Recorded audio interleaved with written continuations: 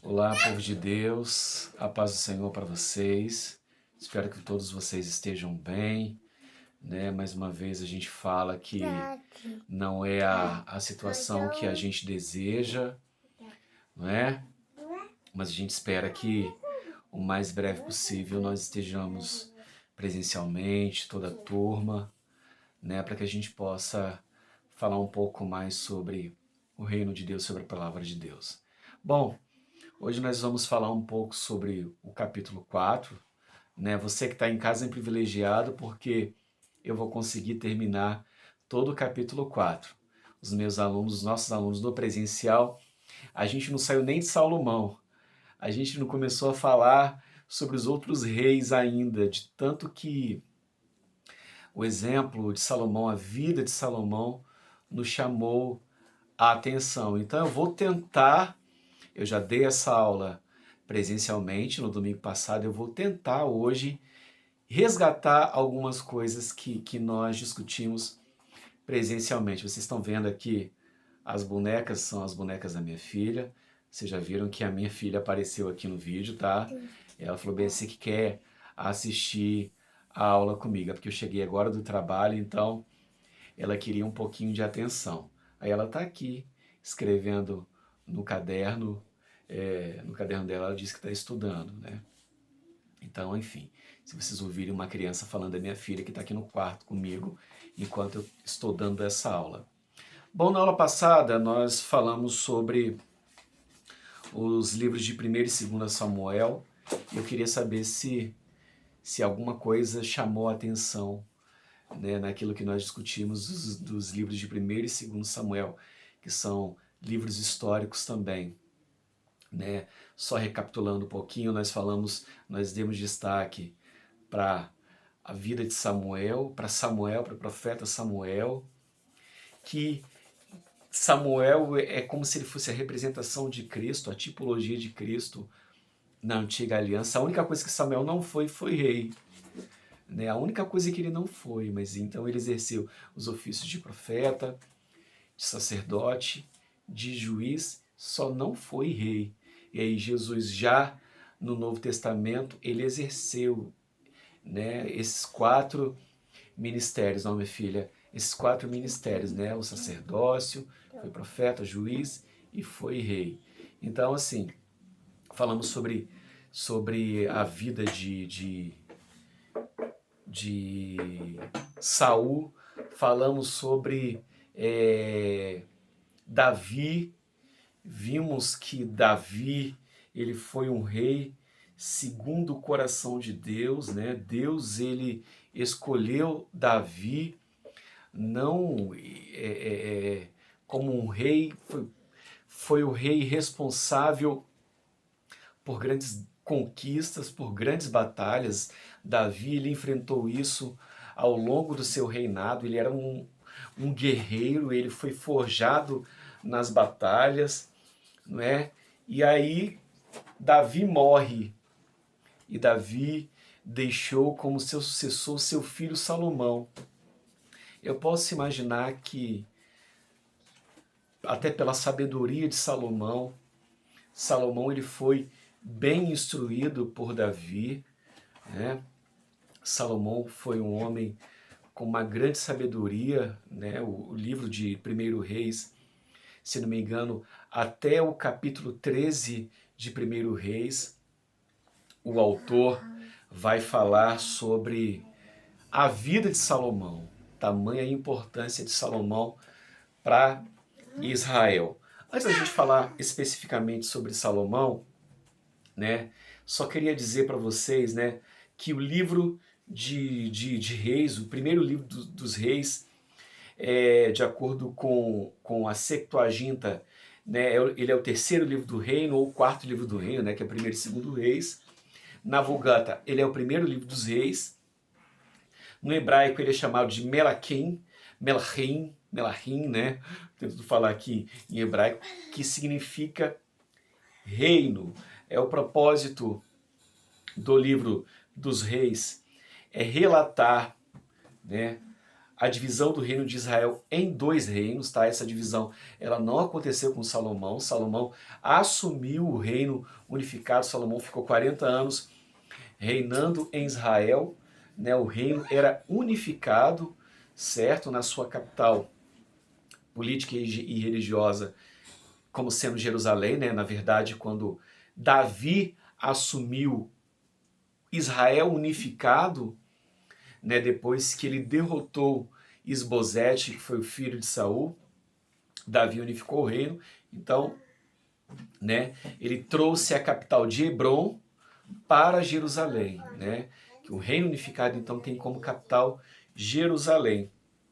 Então, o propósito de Primeiro Reis é falar sobre, adentrar nesse período que é importante, que é o período da monarquia, que é um período de tempo que vai durar, se não me engano, cerca de 400 a 500 anos, né, em média, aproximadamente.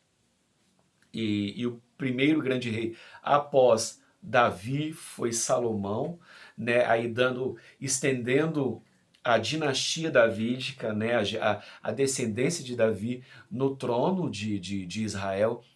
Isso porque Deus prometeu a Davi, né, quando Deus ele aparece a Davi, ele promete que sempre haveria um descendente de Davi no trono de Israel, né? E depois que o reino é dividido, Deus também continua com seu compromisso, ele não se esquece da sua aliança, tanto que no reino do sul, cuja capital é Judá, sempre vai haver um descendente de Davi, quando ocorre a cisão ali dos reinos do norte e reino do sul por conta de Roboão. O reino do norte fica com Jeroboão com 10 tribos, e o reino do sul fica com Roboão com 2 tribos, que são as tribos de Judá e de Benjamim. Então, o livro dos reis, ele tem esse propósito, né?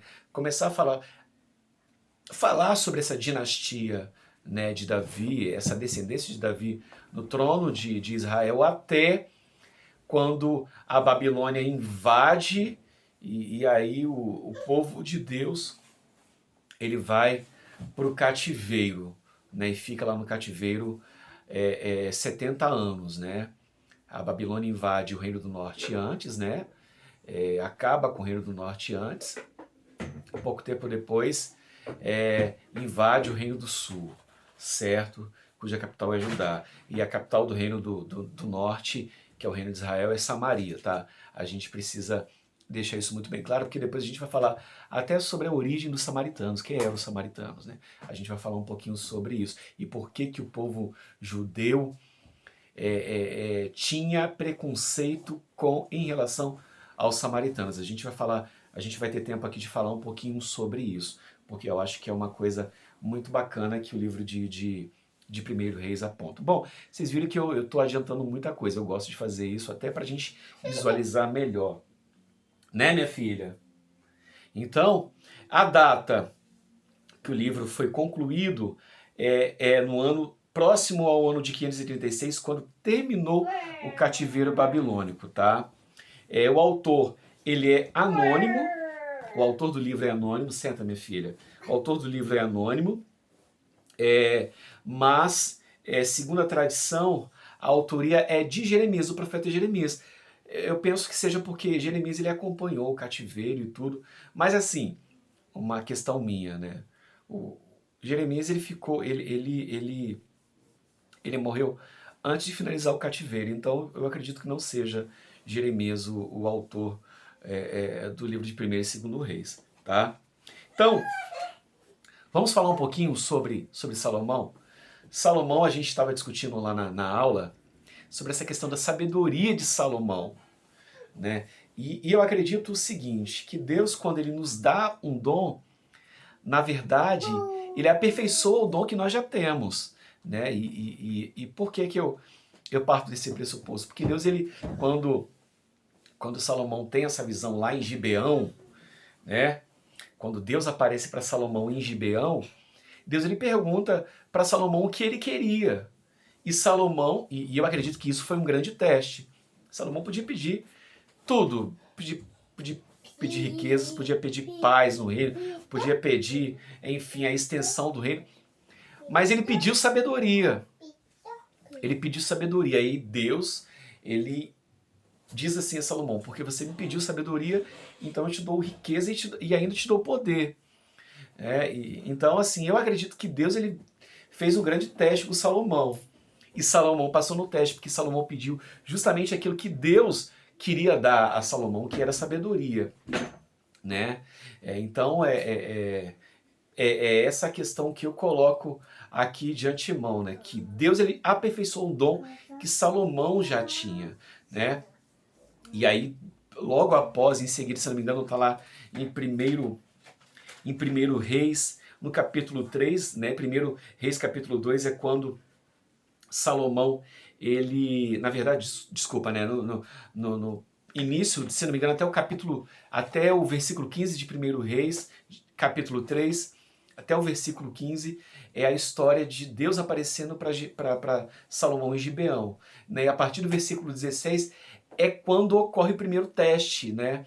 Que é quando duas mulheres aparecem, né, perante Salomão para que ele julgue a causa delas. Um bebê de uma dessas mulheres tinha morrido, o da outra permanecia vivo, mas aquela cujo bebê morreu estava dizendo que o filho dessa outra mulher que estava vivo, na verdade era filho dela.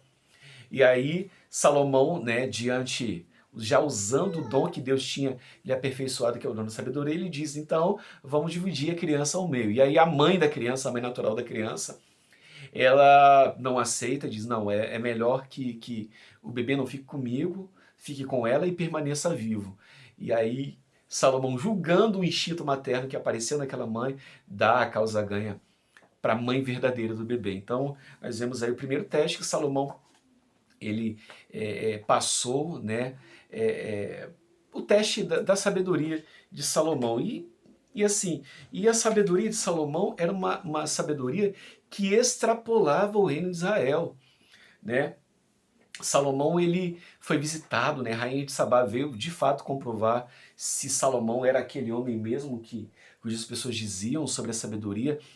Fez a ele várias perguntas e Salomão respondeu sem dificuldade. Olha que coisa que é fantástica. Uma outra coisa também que a gente discutiu e que eu acho importante pontuar sobre Salomão é que Salomão amava a Deus, né? Salomão amava a Deus, né? E Salomão ele propôs no seu coração construir um templo. E Salomão ele tinha dois trabalhos principais logo no início, quando ele assumiu o reino. Primeiro era construir o palácio, segundo era construir o templo.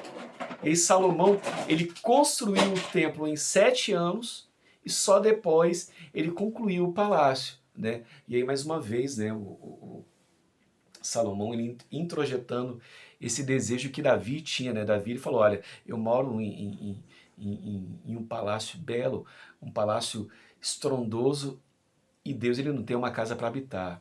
Então Salomão levou muito a sério esse compromisso de Davi em construir o templo, né, porque Davi preparou tudo, trouxe ouro, enfim, a madeira, enfim. E Salomão ele colocou no seu coração de construir esse templo. E Salomão fez uma aliança com o rei de Tiro, que se chamava Irão, né?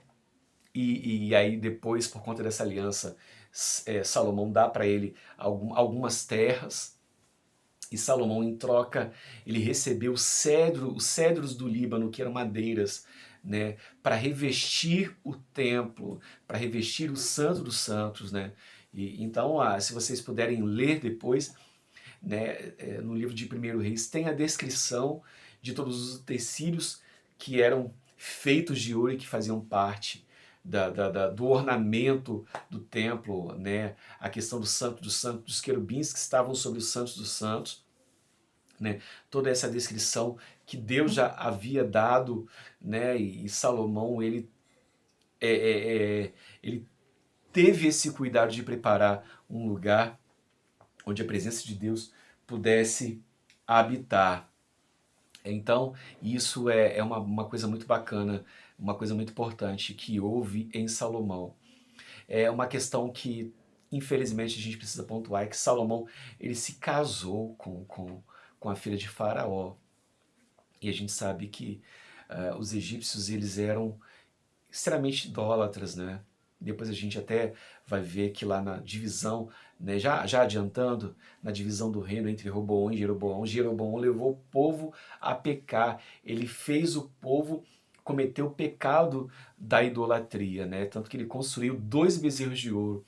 Esses bezerros de ouro, eles eram a imagem do deus Apis, que era um deus egípcio que tinha o formato de um bezerro. Então, ele pensou o seguinte: olha, se o povo daqui de Israel continuar indo a Jerusalém a adorar no templo, o coração deles vai se voltar para Roboão. Então eu tenho que fazer o seguinte: tenho que construir algo para que eles adorem aqui. Aí Jeroboão construiu 2 bezerros de ouro e ainda disse que era para eles adorarem aquele Deus que tinha os tirado do Egito. Olha que coisa assim absurda que Jeroboão fez. Ele fez o povo pecar, enganando, dizendo que aqueles bezerros de ouro é que tinham tirado o povo do Egito. Então, assim, Salomão, né, e voltando a falar um pouco de Salomão, mas para a gente acabar finalizando também, finalizar Salomão, ele se envolveu com várias mulheres, inclusive no livro de Eclesiastes, Salomão no final da sua vida, ele fala sobre o perigo de se envolver com as mulheres, né? As mulheres o seduziram,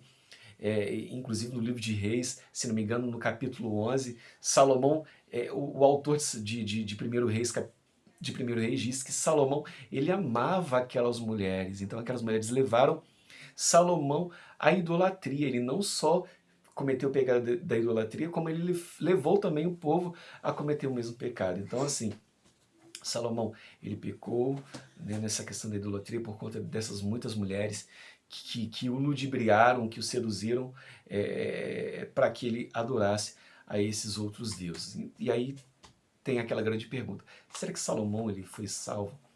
Será que Salomão, no final da sua vida, ele se arrependeu?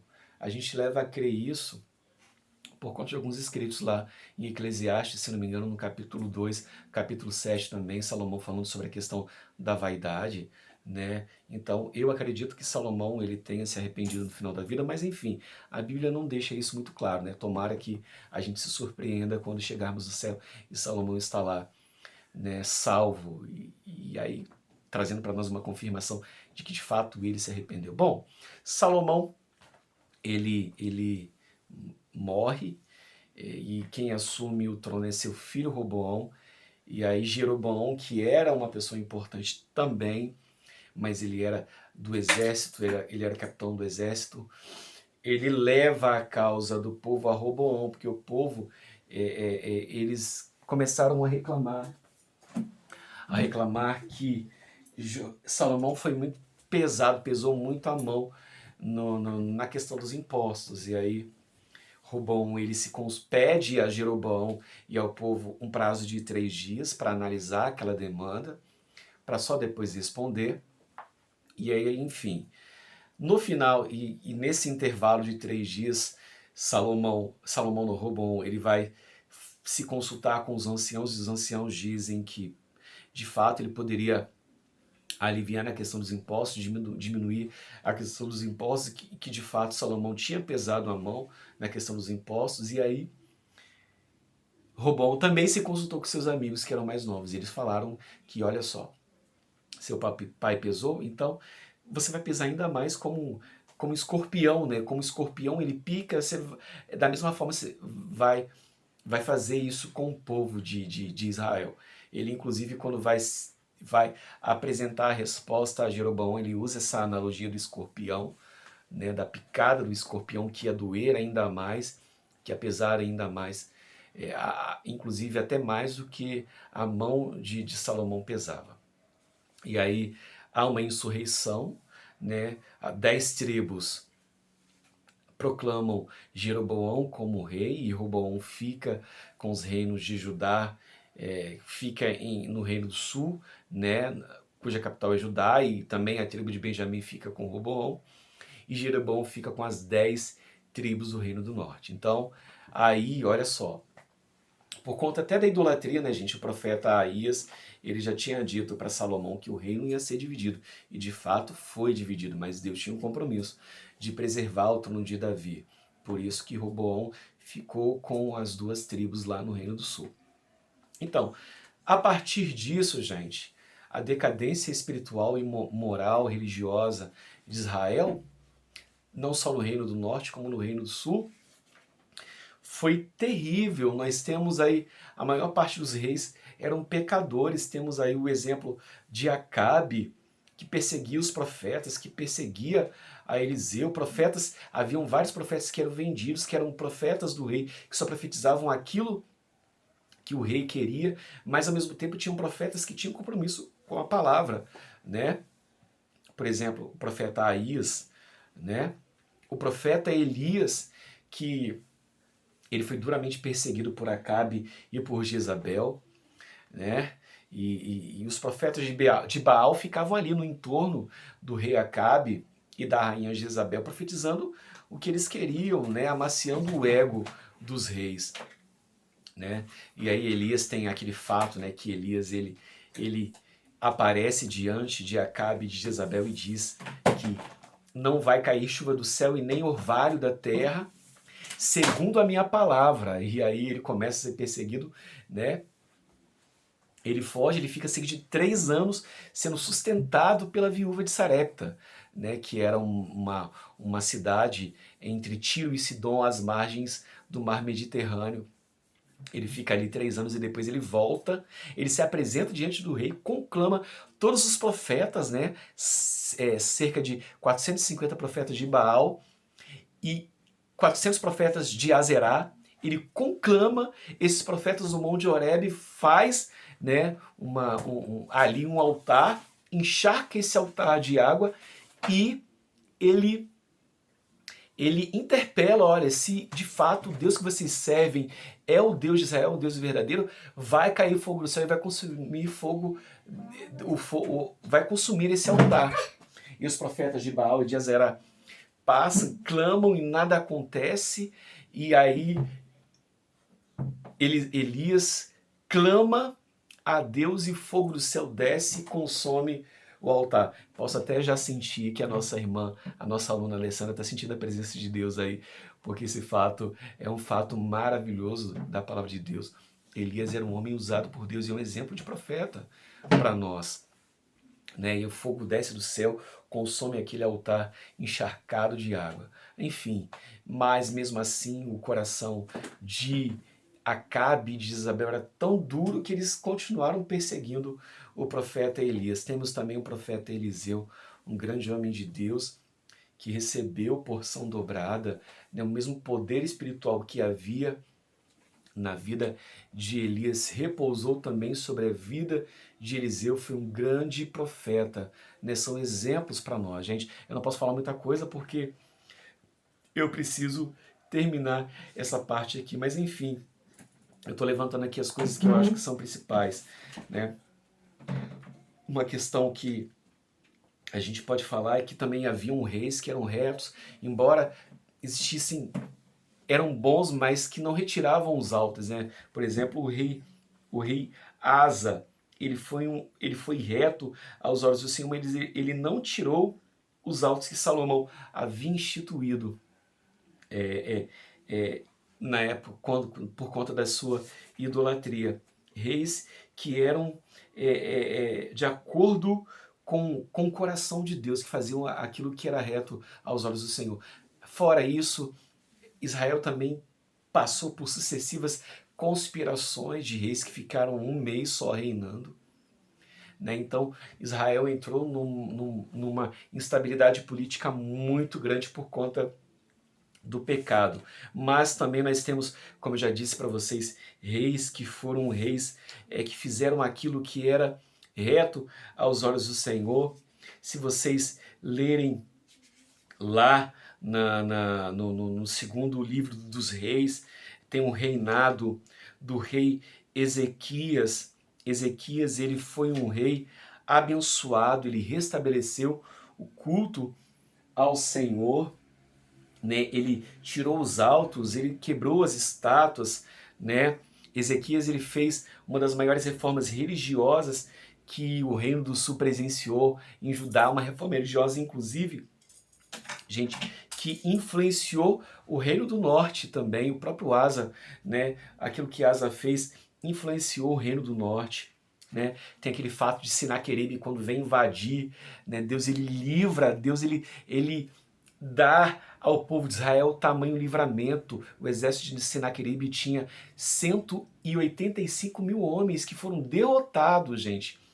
Foram derrotados pela ação de Deus, né? Uma coisa que eu também esqueci de dizer, que eu devia ter dito lá no início e não disse, mas também os livros de 1º e 2º Reis, eles falam sobre o surgimento, apresenta para nós o contexto do surgimento de dois grandes impérios, do Império Assírio, que é o império aqui representado, né, nesse fato aqui do rei de Senaqueribe, né, do general Senaqueribe invadindo Israel e dizendo que os deuses de vocês não vão poder nos livrar, as outras nações, os deuses das outras nações não nos livraram. Inclusive, gente, a Assíria já tinha derrotado o Império Egípcio, tinha transformado o Egito em um reino vassalo, para vocês verem o poder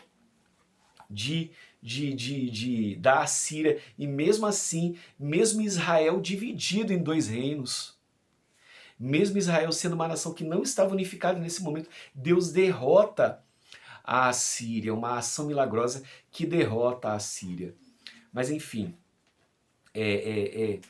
independente disso, né, o povo continuou pecando e de fato, lá no finalzinho do livro dos Reis, né, a Babilônia invade e destrói os reinos, e o reino de Judá, os israelitas são levados cativos para a Babilônia. Então assim, gente, não dá para dizer muita coisa, né? Mas a gente pode dizer o seguinte, que aqui no livro dos Reis existiram reis maus cujos filhos foram bons reis na sucessão, mas também existiram reis bons que fizeram aquilo que era reto aos olhos do Senhor, mas cujos filhos foram impiedosos. Por exemplo, o filho do rei Ezequias, Manassés, ele reinou 53 anos, 55 anos, ele reinou em Judá, mas ele não seguiu o exemplo do seu pai Ezequias. Ezequias, ele implementou uma reforma religiosa, e Manassés foi um dos piores reis que Judá já teve, que o Reino do Sul já teve, porque ele fez tudo aquilo que era mal aos olhos do Senhor, seguindo os exemplos ruins dos reis que faziam aquilo que era mal aos olhos do Senhor também. Enfim, depois, né, já no reinado de Jeoacás, né, na verdade de Zedequias, né, o Israel a invasão a Israel foi de fato completada com a invasão do reino de Judá, porque o reino do norte, cuja capital era Samaria, já tinha sido invadido e eles já tinham sido levados cativos para a Babilônia. E o reino do sul foi, no ano 586, levado também como cativo para a Babilônia. E aí nós temos um período depois de 70 anos de cativeiro, que não havia rei, o templo foi destruído, Jerusalém teve seus muros destruídos, muitas pessoas morreram, foram envergonhados, as pessoas, né, o profeta Jeremias mesmo, ele vai, numa figura de linguagem, ele vai dizer que as pessoas olhavam para Israel e maneavam as suas cabeças em reprovação ou assoviavam como uma forma de ignorar Israel. Então Deus ele permitiu a vergonha, permitiu o cativeiro para que o povo voltasse o seu coração para Deus, né? Então, isso aqui a gente finaliza o livro de 1º e 2º Reis.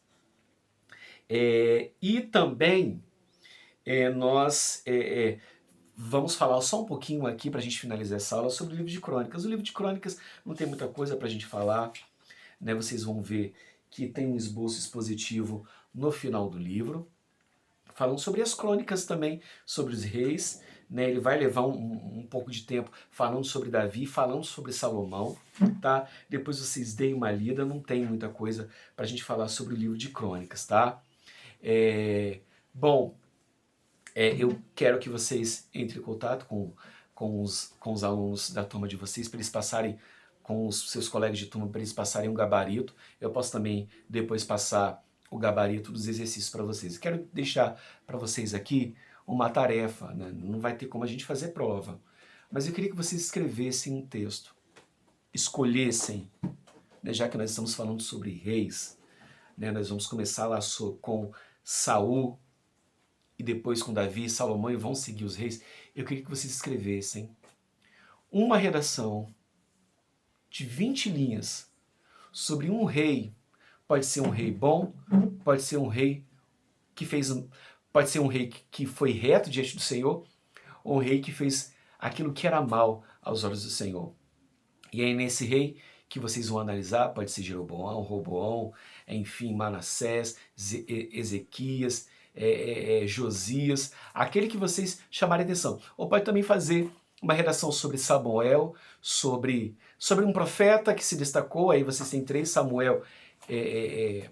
Samuel, Eliseu ou Elias, ou algum rei, pode ser um rei mau ou um rei ruim. Escrever uma redação sobre esses personagens que estão tanto nos livros de 1º e 2º Samuel ou nos livros de 1º e 2º Reis. Uma redação de 20 linhas sobre o homem, algum homem que você acha como destaque, que fez aquilo que era ou foi reto diante do Senhor ou foi mal diante do Senhor. Faça uma redação sobre algum homem de Deus ou não que te chame a atenção, tá? Eu não sei se eu fui claro, depois eu coloco lá um textozinho lá no grupo para explicar melhor. Gente, fiquem com Deus. Espero que vocês tenham gostado dessa presença mais do que especial da minha filha, que está aqui acompanhando. Desculpa fazer isso, é que eu estou sem tempo. Minha semana está muito complicada, mas é o tempinho que eu tive hoje para gravar essa aula, tá bom? Fique com Deus, fique na paz do Senhor.